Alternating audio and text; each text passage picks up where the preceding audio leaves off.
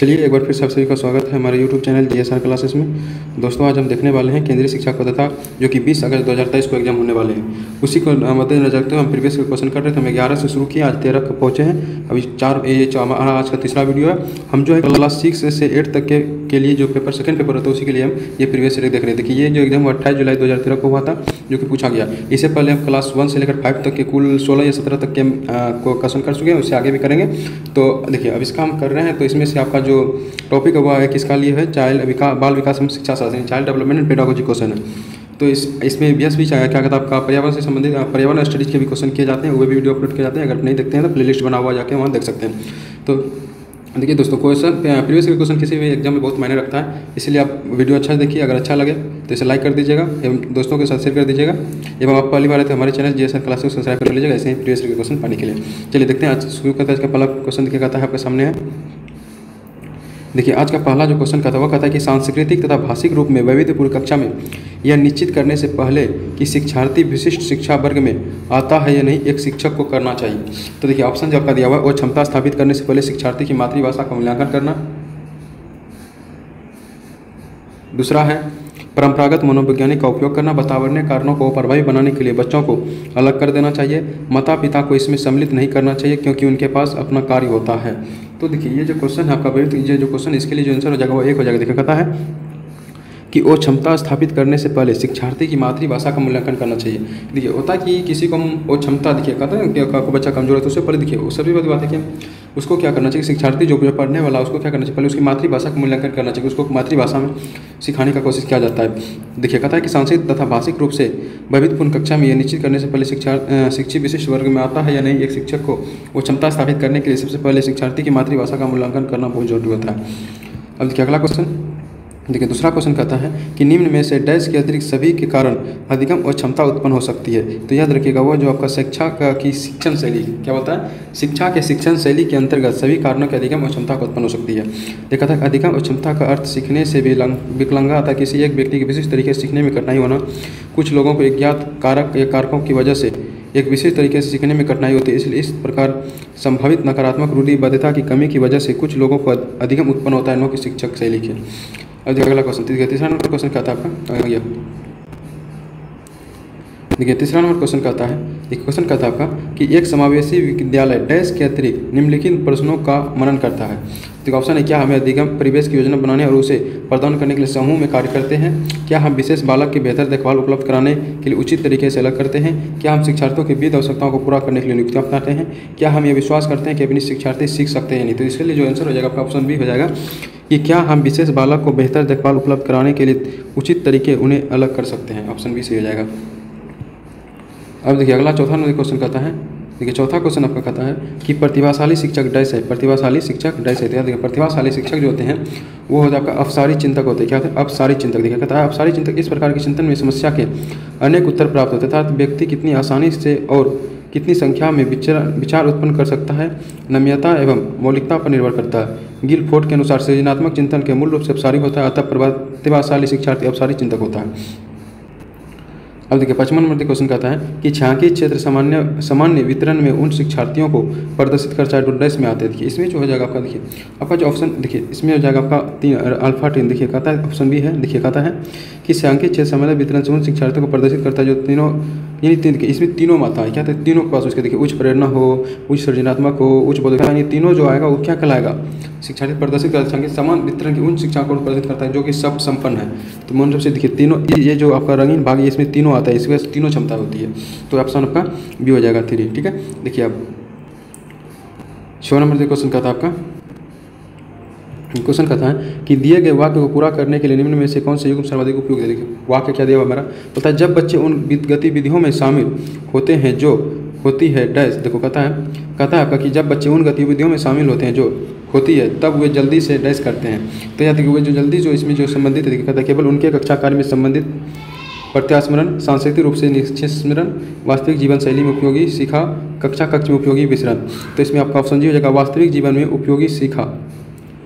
अब देखिए 7वां number question कहता है क्वेश्चन कहता है कि सीबीएसई शिक्षार्थियों के लिए व्यक्तिगत गतिविधियों के स्थान पर सामूहिक गतिविधि की स्तुति करती है, ऐसा करने के पीछे विचार क्या हो सकता है। तो ऐसा करने की जो विचार दिए ऑप्शन पर यह कहता है कि प्रत्येक शिक्षार्थी के स्थान पर समूह में अवलोकन द्वारा शिक्षक के कार्य को सरल बनाने के लिए, विद्यालयों के पास उपलब्ध समय को प्रासंगिक बनाना, जबकि उनमें से अधिकांश के पास व्यक्तिगत गतिविधियों पर्याप्त समय नहीं होता है, गतिविधियों की ढांचागत लागत को कम करना, व्यक्तिगत प्रतिस्पर्धा के प्रति नकारात्मक संवेगात्मक प्रतिक्रियाओं को उबारना जो संपूर्ण अधिगम पर सामान्यीकृत हो सकती है। तो आपका ऑप्शन इसमें डी ही सही है कि व्यक्तिगत प्रतिस्पर्धा की कमी नकारात्मक संवेगात्मक प्रतिक्रियाओं को उबारने में जो महत्वपूर्ण अधिगम की सामान्यीकृत व्यवस्था होती है। अब देखो 8 नंबर क्वेश्चन कहता है, क्वेश्चन कहता है 8 नंबर, देखिए क्वेश्चन कहता है, देखिए कहता है बच्चे फिल्मों को दिखाए गए हिंसात्मक व्यवहार को सीख सकते हैं, यह निष्कर्ष निम्न में से किस मनोवैज्ञानिक द्वारा किए गए कार्य पर आधारित हो सकता है। तो ये जो आपका ऑप्शन भी है एल्बर्ट बंडूरा, किस पे, एल्बर्ट बंडूरा पे। देखिए कहता है एल्बर्ट बंडूरा ने सामाजिक अधिगम का सिद्धांत दिया। इस सिद्धांत के अनुसार प्रत्यक्ष अनुभवों पर आधारित अधिगम के स्थान पर प्रत्यक्ष अनुभव के आधारित अधिगम के अवलोकन अधिगम का सीखने का प्रक्रिया में अधिक सार्थक स्थान है।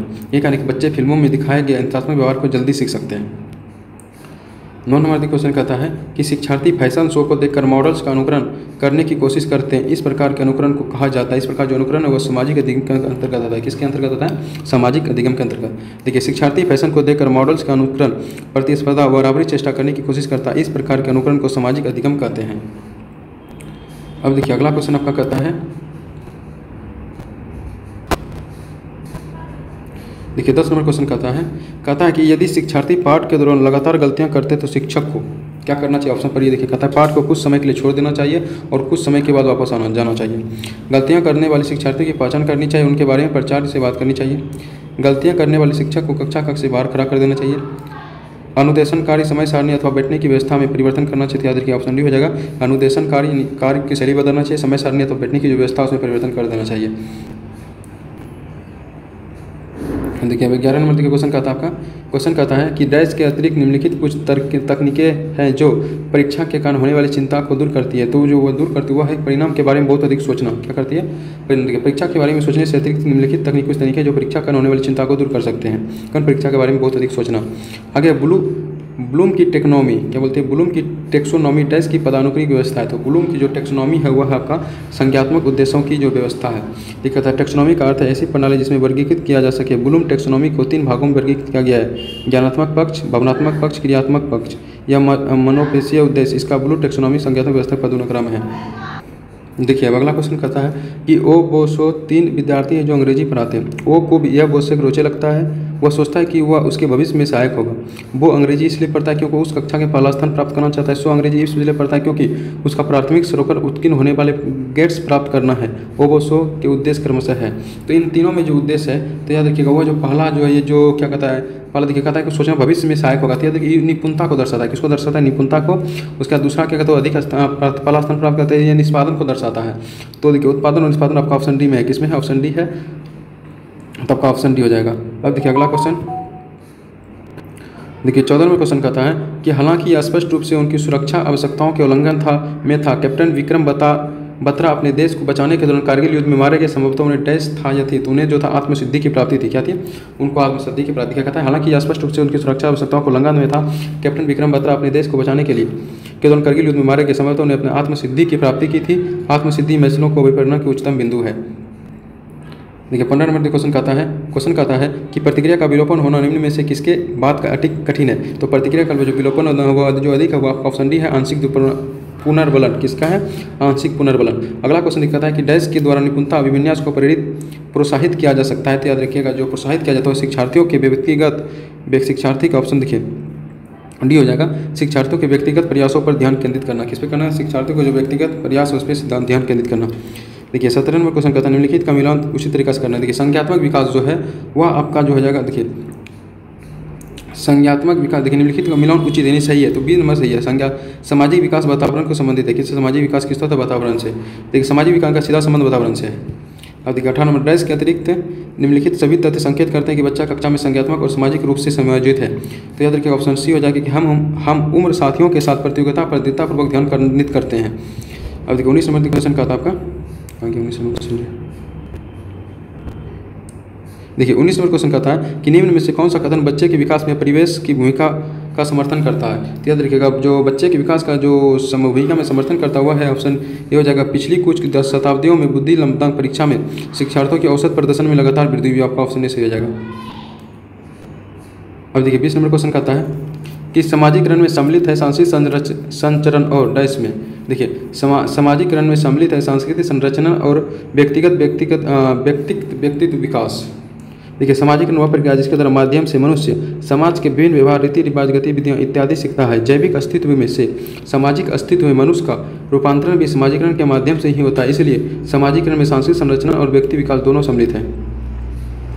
21 नंबर क्वेश्चन कहता है कि एक शिक्षिका दो एक समान गिलासों को प्रदर्शित करती है जो जूस के समान मात्रा से भरे हुए। वो उन्हें 2 मिश्रित गिलासों में खाली करती है, जिसमें से एक लंबा और एक चौड़ा, दूसरा चौड़ा है। वो बच्चों को उस गिलास की पहचान कराने के लिए कहती है जिससे जूस ज़्यादा है। बच्चे प्रत्युत्तर देते हैं कि लंबे गिलास में जूस ज़्यादा है। शिक्षिका के बच्चे को डैश कठिनाई। शिक्षिका जो बच्चे की कठिनाई वह है पलटावी की। किसकी? पलटावी की। पलटावी एक ऐसा गुण होता है, देखिए पलटावी गुण में कठिनाई होने के कारण बच्चे लंबे गिलास में ज़्यादा जूस क्या कहते हैं, देखिए ज़्यादा जूस को उत्तर दे रहे हैं। इस स्तर पर बालकों में संचरण गुण नहीं विद्यमान होता, अर्थात बालक मानसिक क्रम में प्रारंभिक बिंदु पर पुनः नहीं लौट पाता है। ये जो आपका जो आता है पलटावी होता है। अब देखिए 22 नंबर क्वेश्चन कहता है, देखिए 22 नंबर क्वेश्चन कहता है कि कर्नेल सिंह कानूनी कार्रवाई तक खर्चे के बावजूद आयकर नहीं देते। वे सोचते हैं कि वे एक भ्रष्ट सरकार को समर्थन नहीं दे सकते जो अनावश्यक बांधों के निर्माण पर लाखों रुपये खर्च करती है। वह संभवतः कोलाहल वर्ग के नैतिक विकास पर किस अवस्था में है? तो वह जो कोलाहल वर्ग की जो अवस्था हुआ है पश्च परंपरागत। कौन सा? पश्च परंपरागत। देखिए वह संभवतः कोलाहल वर्ग के नैतिक विकास के पश्च परंपरागत अवस्था में है। अब 23 नंबर क्वेश्चन कहता है, देखिए 23 नंबर क्वेश्चन कहता है आपका कि जो बुद्धि सिद्धांत में सम्मिलित मानसिक प्रक्रियाओं जैसे प्रागघटक और बुद्धि द्वारा लगाए जा सकने वाले विधि रूपों में जैसे रचनात्मक बुद्धि का शामिल करते हुआ है। तो याद रखिए वह जो आपका ऑप्शन हो जाएगा स्टर्नबर्ग की बुद्धिमत्ता का नियंत्रण सिद्धांत। क्या है?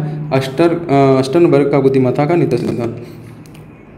देखिए 24 नंबर क्वेश्चन कहता है कि निम्न में से कौन सी बहुबुद्धि सिद्धांत की आलोचना है? जो बहुबुद्धि सिद्धांत की जो आलोचना है वह देखिए क्या कहता है, बहुबुद्धि केवल प्रतिभाएं हैं जो पूर्ण रूप से बुद्धि की विद्यमान रहती है। कहता है बहुबुद्धि केवल प्रतिभाएं हैं जो पूर्ण रूप में बुद्धि में विद्यमान रहती है। देखिए बहुबुद्धि का सिद्धांत लोगों को उनकी विभिन्न प्रकार की प्रतिभाओं, तार्किक दृष्टि संबंधी, संगीत आदि के बारे में हार्वर्ड गार्डनर का एक वैज्ञानिक सिद्धांत है जिसे उन्होंने सन 1986 में प्रतिपादित किया था। अगला कहता है कि निम्नलिखित में से कौन सा युग्म सही होने का सबसे कम संभावना है? तो ऑप्शन डी है आपका कि भावनात्मक वातावरण में एक उद्दीपक BS स्किनर, ये जो देखिए कहता है BS स्किनर अधिगम के लिए क्रिया पर अनुबंधन सिद्धांत दिया।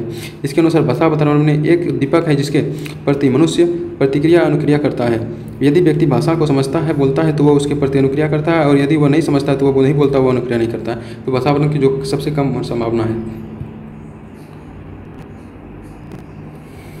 देखिए अब अगला 26 नंबर क्वेश्चन कहता है, देखिए क्वेश्चन कहता है कि सामाजिक भूमिकाओं के कारणों केवल जीव जैव वैज्ञानिक संपत्ति के कारण सौंपी गई विशेषता डैश कहलाती है। तो वह जो कहलाती है आपका जेंडर भूमिका रूढ़िवादिता। क्या कहलाती है? आपका जेंडर भूमिका रूढ़िवादिता कहलाती है। देखिए 27 नंबर क्वेश्चन का देखिए कहता है, क्वेश्चन है कि निम्नलिखित में से कौन सा अधिगम को अधिगम करने के लिए सर्वाधिक उचित है? तो याद रखिएगा जो अधिगम करने के लिए सर्वाधिक उचित क्वेश्चन कहता है कि शिक्षार्थियों व्यक्तिगत भिन्नता में सहज बनाने के लिए समान शिक्षार्थियों को जोड़ा बनाया जा सकते हैं। अधिगम परिणाम लाने के लिए शिक्षक केवल एक अधिगम शैली पर ध्यान केंद्रित कर सकता है। समान सांस्कृतिक पृष्ठभूमि वाले शिक्षक को एक कक्षा में रखना चाहिए ताकि वह भिन्नता से बचा सके। शिक्षिका अपनी संज्ञात्मक शैली के साथ साथ अपने शिक्षार्थियों की संज्ञात्मक शैली की पहचान करनी चाहिए। ऑप्शन आपका डी हो जाएगा। देखिए 28 नंबर क्वेश्चन कहता है डैश के अतिरिक्त निम्नलिखित सभी सीखने के रूप में आकलन को बढ़ावा देते हैं। तो जो आकलन को बढ़ावा ऑप्शन सी है, जितनी संभावना हो शिक्षार्थियों को लगातार परीक्षा में लेना चाहिए। अब 28 नंबर क्वेश्चन कहता है आपका 29 नंबर। देखिए 29 नंबर क्वेश्चन है कि 29 नंबर क्वेश्चन आपका कहता है कि जब एक बावर्ची खाना पकाते समय खाने को चखता है तो वह डैश के समान है। तो जो वो डैश के समान वह है सीखने के लिए आकलन। किसके लिए सीखने के लिए? कहता है जब कोई बावर्ची खाना पकाता है और उसके बाद में स्वयं चख कर देखती है तो वह सीखने के लिए आकलन के समान है। अतः वह देखना चाहता है कि जो कार्य किया गया वह कार्य ठीक रूप से पूर्ण हुआ या नहीं। देखिए अब 30 नंबर क्वेश्चन देखिए अगला कहता है 30 नंबर क्वेश्चन कहता है आपका कि अंतःप्रक अनुदेशन है। तो जो अंतःप्रक अनुदेशन वो आपका दी हो जाएगा शिक्षार्थियों की आवश्यकता की पूरा करने के लिए सामूहिकरण के विविध रूपों का प्रयोग करना चाहिए सामूहिक का प्रयोग करना चाहिए। ये अनुदेशन देखिए शिक्षार्थियों को आवश्यकता को पूरा करने में।